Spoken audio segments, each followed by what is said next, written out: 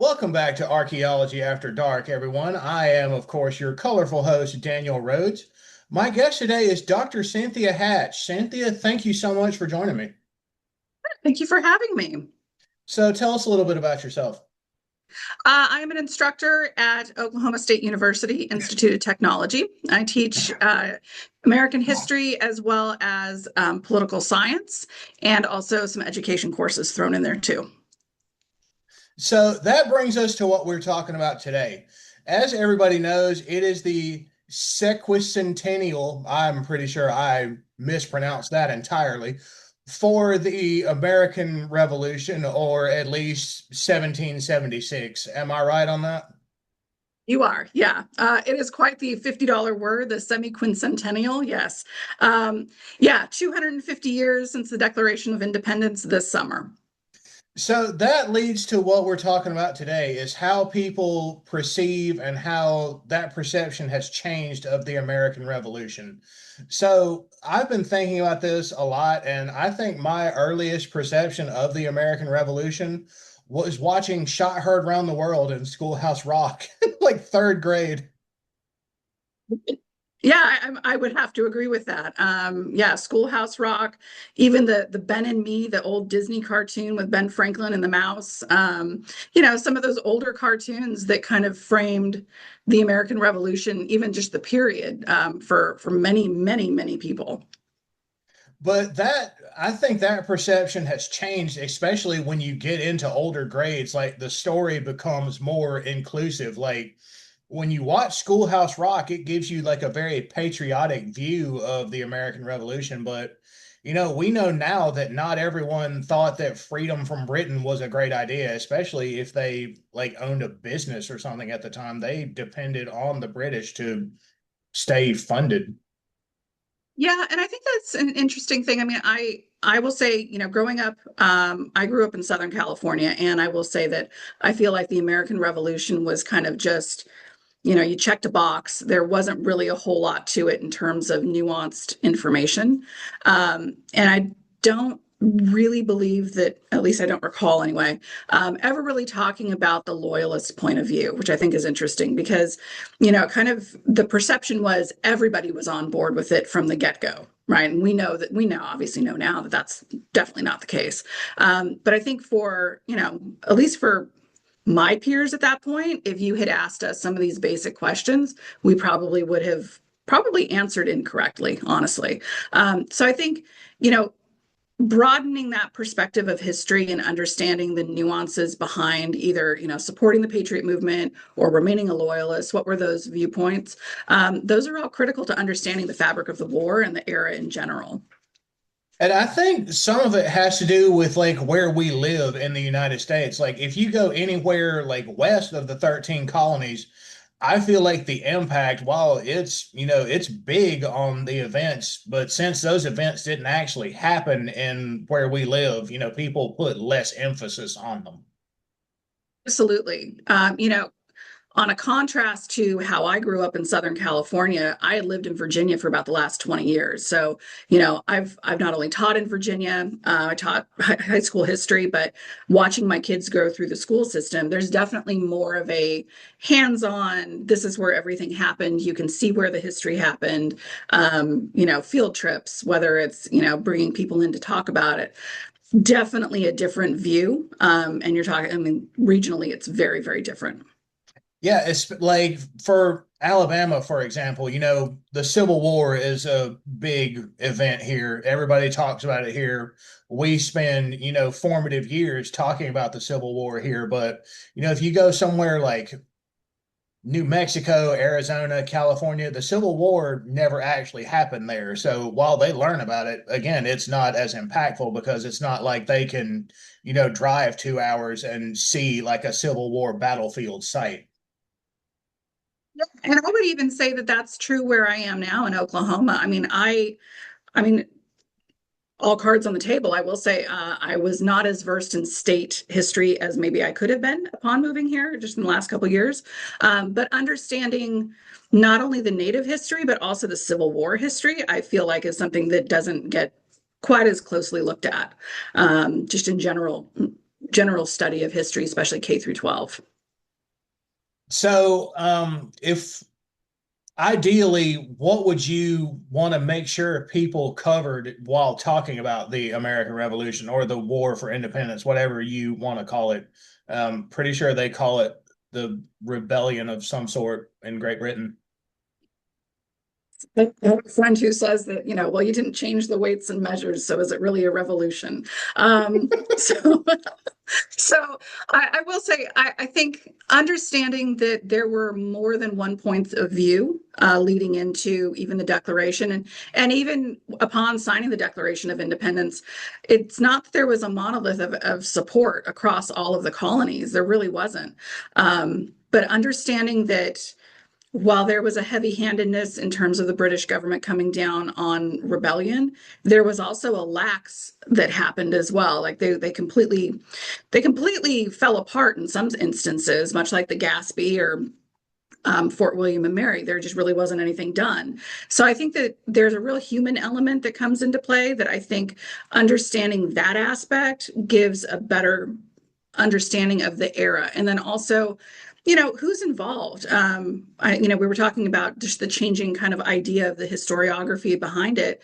And, I think we've gone from kind of the great men, the great leaders, which is, it's great. That's fine. And those are all very much worth still knowing. But I think when you understand that there's a broader context of people who were involved, nations that were involved, regions that were involved, it adds to the richness of the war. And I think that's probably one of the things that I stress on in my classes is understanding that, beyond the founding fathers and beyond the, constitutionalism of the era, there were a lot of people who were involved that sometimes don't quite get in the conversation. And for me, trying to make sure that that conversation is broadened so that other people kind of take ownership of it. It's not this kind of, well, nobody like me was involved in it, so I don't have any part in it to either celebrate or talk about or, be involved in. I think that that's a crucial element, especially as we're coming into this 250th anniversary of the Declaration, to be able to broaden that conversation. Yeah, and I think that's, something I've noticed people taking I guess a more critical look at is who actually signed the Declaration. It was, I guess we would call them probably the 1% of the population at the time. They were the well-educated, wealthy landowners or, the people of the top echelon. Not everyone, like even down to the lowest person in the society, got their opinion put into the Declaration. It was, you know, for the people, by the people, and all that. But who are the people exactly? And I think one thing that I try to stress on too is um, trying to put yourself in the position in the early 1770s and then moving in towards actually establishing, okay, we're at war with Britain, not just kind of this, we have some skirmishes here and there, but it's a full-blown war. How do you decide what side you're going to fall on? Because in all reality, there is nothing to say that the Americans were going to win. So that's a really, I think that element, when critically kind of examined and analyzed, becomes an interesting conversation for, at least for my students, because that's something that, how do you decide that at that point in that time, not knowing how the outcome is going to be? Yeah, and that's something I think leads to the global view of the revolution is how the revolution was viewed by places like France and Spain, who, they didn't have any, they had as much dislove for the British as we did, if not more.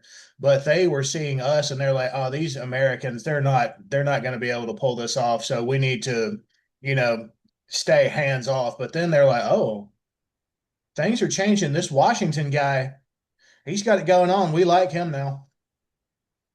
I mean, you start seeing how some things start shifting, but would it have had shift enough to really make an impact without the help of the French or the Dutch financiers or the Spanish interrupting the British trade routes and things like that? I don't know. That's all kind of it's easy to play armchair quarterback 250 years later and say, well, this is exactly how it should have gone based on these factors, but at the time making those decisions on the fly and trying to pivot based upon the circumstances, that's a really difficult position to be in.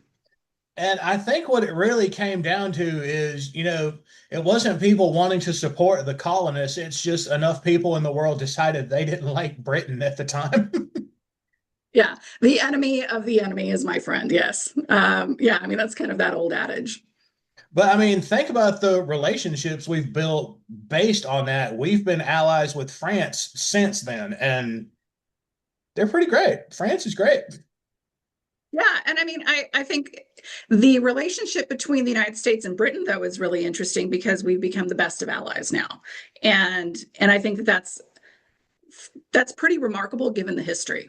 I had been in DC not too long ago, and if you look at the columns in the Senate, they're just marred, from when the British burned it, and the stairs going up the staircase had been, had to be fixed because the horses, took out chunks of marble going up on their horseback. I mean, it's things like that when you recognize that the relationship has somewhat repaired itself, I think is remarkable. Yeah, I think, the relationships really started to repair themselves when World War One started to roll around and Britain was like, oh, we need more friends. We could use more friends. Everybody needs more friends. Hey, let's be friends. Yeah. Absolutely. Yeah. I mean, difficult situations oftentimes end up being the catalyst for repairing different allied friendships. Yeah. So you specialize in the American Revolution. What do you specialize in as far as aspects go, or like what do you lean towards as an aspect of the American Revolution?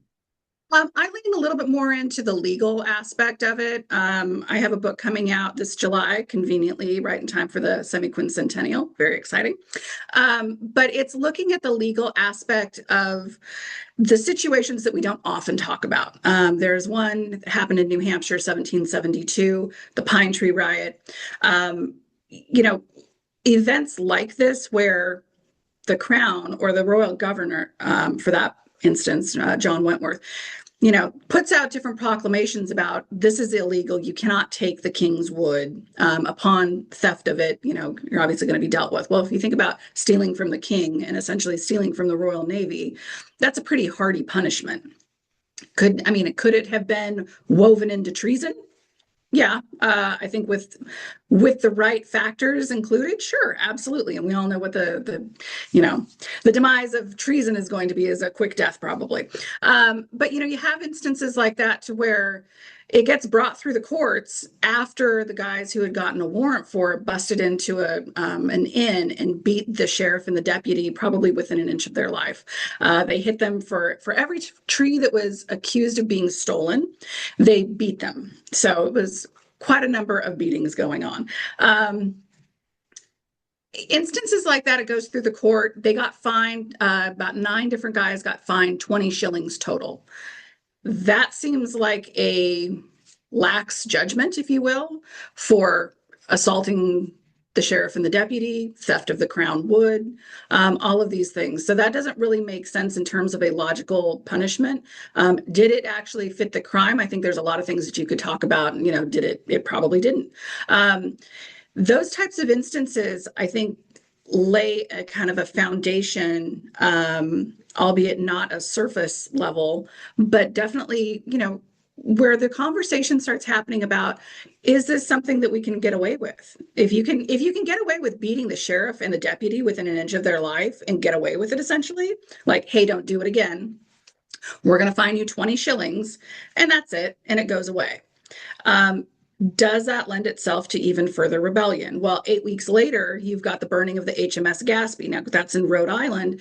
And, if you shoot the captain, you take the crew hostage and you burn the king's ship, I'm thinking that should have some pretty harsh punishment associated with it. And it didn't. Basically, in a nutshell, the crown put out reward after reward, upping the ante on it, and essentially nobody came forth. Which I think is interesting because I don't know too many communities that would basically stay quiet, that no one would talk, right? Like that just seems like a little bit of an interesting situation. Somebody tried to come forward and essentially it was just kind of shut down and it wasn't given any kind of credit in terms of being a legitimate, um, you know, forthcoming information. So the reward goes, nobody gets punished for it, and that's it. Like, how does that work? You burn the king's ship, you shoot the captain, and you took the crew hostage, and essentially they got away with it. That doesn't line up with what we think of as like the coercive acts or the intolerable acts. So, and that's not too far later. With the passage of the Tea Act, obviously you've got the Boston Tea Party in December of 1773. Well, December of 1774, you've got the raid on Fort William and Mary in New Hampshire, where John Langdon and the other John. There's so many Johns. You got John Cochrane, who's the officer in charge at the fort, John Langdon, and the other John, who is escaping my mind at the moment. So forgive me.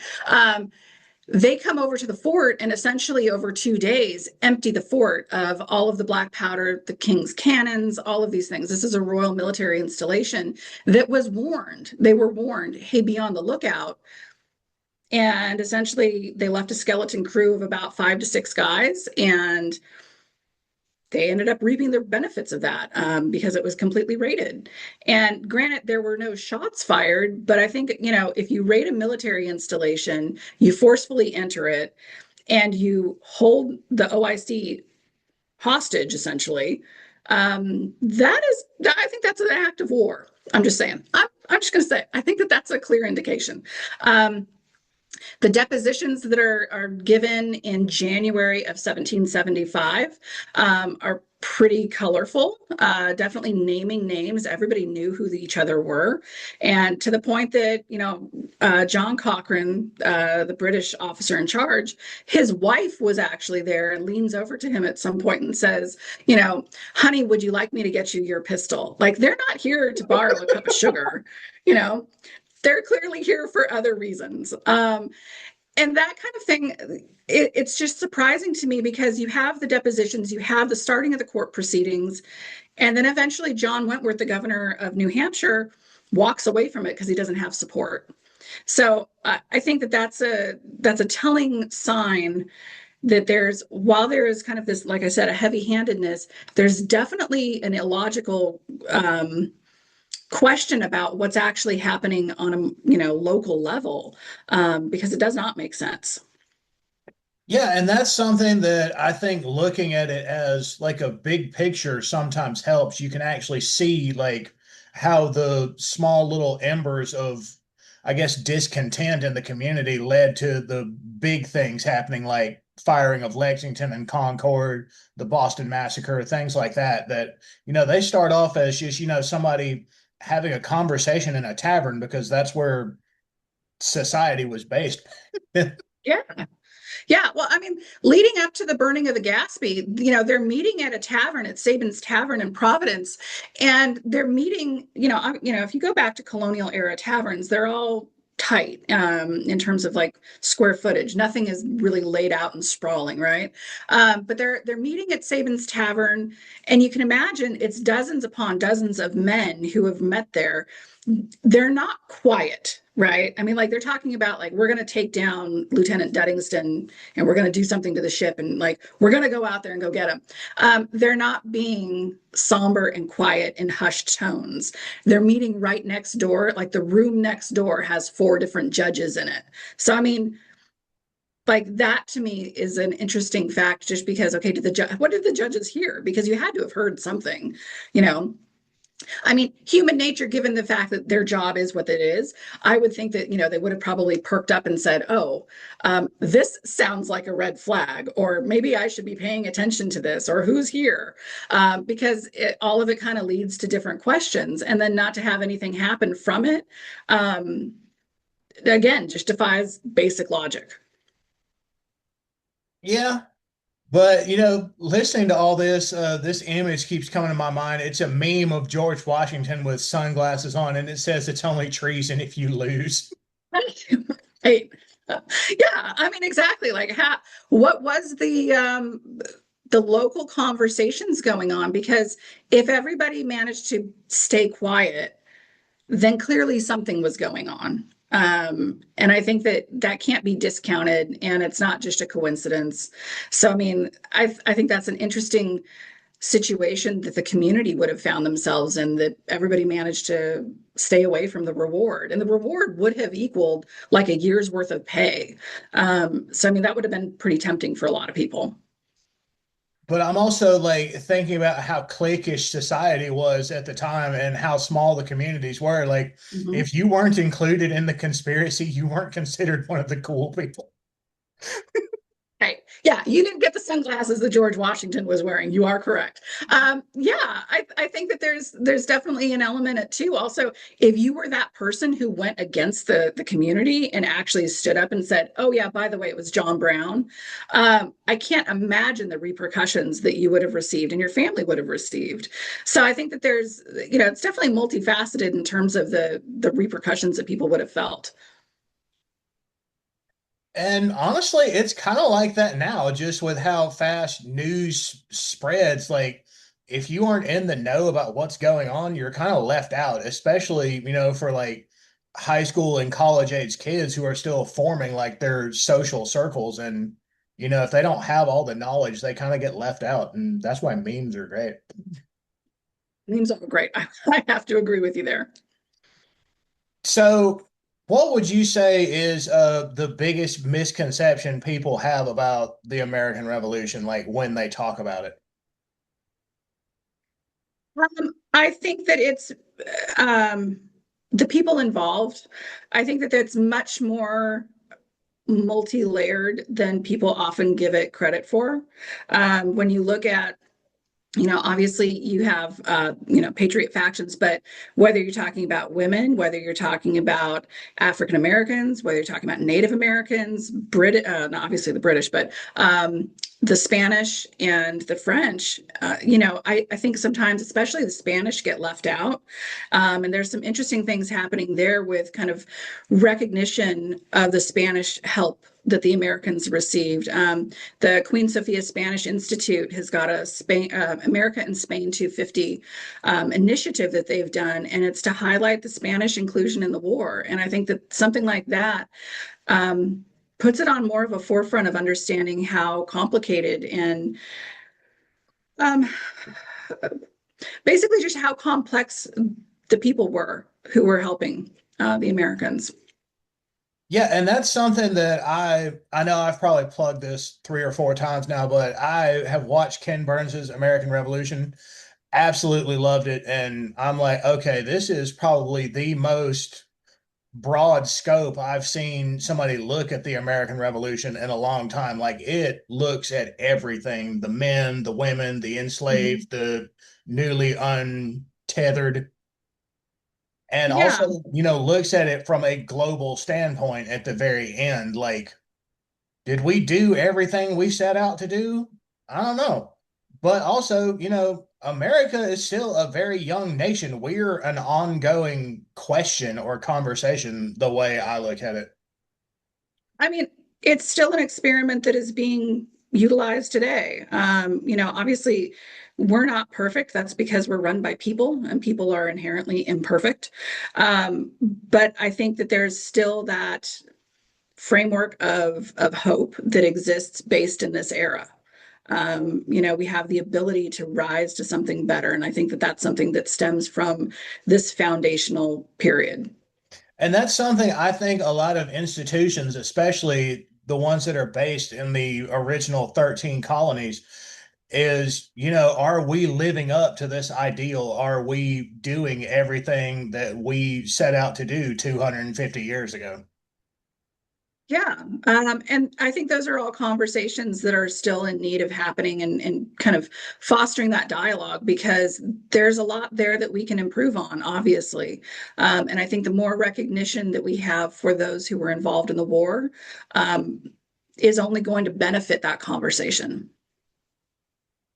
So, for students and people who are, just dipping their toe into the very deep waters that is American Revolution, what would you recommend for them? Think, I had always been a big fan of documentaries.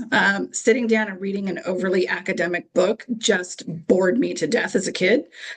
Even as a young college student, it was kind of like, you kind of read it and you're like, I got to read it 2 or 3 times because I just you know, spaced out there. I really love the Ken Burns documentary that just came out. I think that that's something that, if anybody has any interest in this period, it's absolutely well worth watching the entire thing. Um, I think Robert Middlecoff's book, The Glorious Cause, is a wonderful book. It's a big read, but I think that it actually does a really good job of kind of an overlay of the entire period. And that kind of, I think that's a good gateway book because there's plenty of things in there that you can actually kind of use it as a jumping off point to be able to research or read about other things of interest. But yeah, documentaries, that Ken Burns one, that's probably the best one I've seen probably ever, because it is so robust at who it covers. I love that there's conversations about Native Americans and how, the Creek and the Choctaw and some of these other nations helped the Americans, and because it kind of is reminiscent of the French and Indian War. It's like, well, what side do you decide to fight with, or do you decide to help? And it's not so much that you're like, yes, I'm pro this side, but it's like the biggest wager ever, right? Because you're kind of betting on the fact of if this group wins, hopefully the direction will go a certain way for us.